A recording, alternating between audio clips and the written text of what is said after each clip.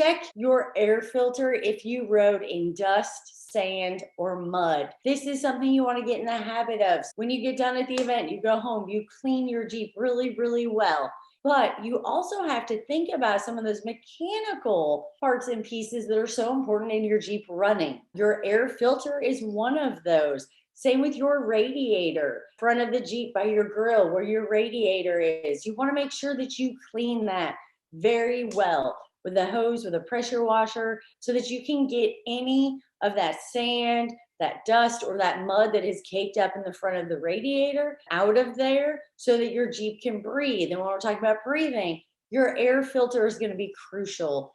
Dust and sand and mud, if it gets it in there and makes it to your air filter, can cause some issues. So check it, see if it's dirty, see if it needs to be replaced, especially knowing where you just trail rode for the weekend you are coming back from.